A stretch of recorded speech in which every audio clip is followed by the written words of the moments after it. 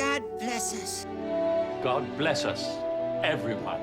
One of the most rewarding parts of fiction is when you can follow along with a character's emotional journey and reach a conclusion that satisfies both the audience and the characters in the story. This is true especially when the author uses a positive change arc.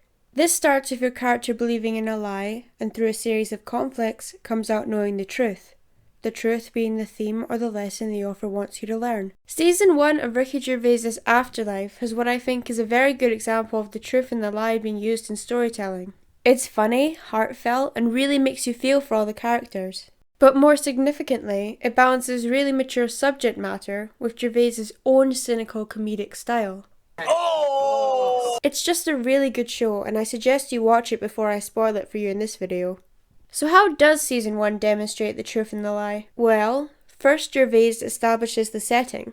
We meet our main character Tony, a widower following the death of his wife Lisa.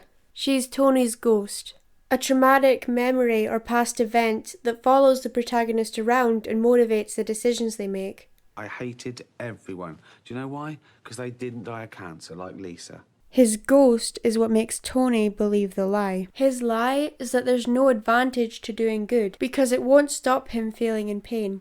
In order to see the lie for what it is, Tony needs to experience the consequences of believing in it. Tony's lowest moment in the show is when he learns that Julian, his drug dealer, is feeling suicidal over the death of his girlfriend. And when Tony says they have more in common than he thought, Julian tells him, "You haven't given up yet, have you?" In the end, Tony gives Julian more money for drugs, knowing he'll probably kill himself. And to continue in that noble streak, in the very next episode, Tony threatens a young child for bullying his nephew. The audience know what Tony did was wrong, and maybe deep down, he knows it too. I just threatened a 10-year-old kid with a hammer. When Tony's brother-in-law Matt finds out, he gives Tony an ultimatum.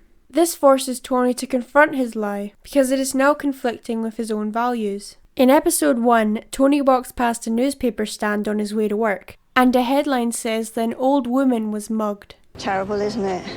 Scarred for life. Hardly scarred for life. He's 93. Tony is known for using his wit as a coping mechanism, but it doesn't make him seem particularly likeable. More like he's just being nasty for the sake of it. Compare this to a later scene. When a man collecting for charity tries to guilt-trip Tony, Tony calls him a Wiry little twat. Since he's aware the man just wants more money. The difference between these two scenes is that one punches up and the other punches down. You laugh at the first one, but you might also feel a little bit guilty. Ultimately, it's more fun to laugh at someone who deserves it. It's through revelations like this that Tony sees the truth. He no longer believes that there's no advantage to being kind, or that life is meaningless, because now he knows that being kind helps build bonds with people, which gives life meaning. My favourite part of this season, and probably the whole show, is the montage at the end. It shows Tony embracing kindness and being kind back, even if it is his own special brand. Good people do things for other people. That's it, the end. And you're good, Tony.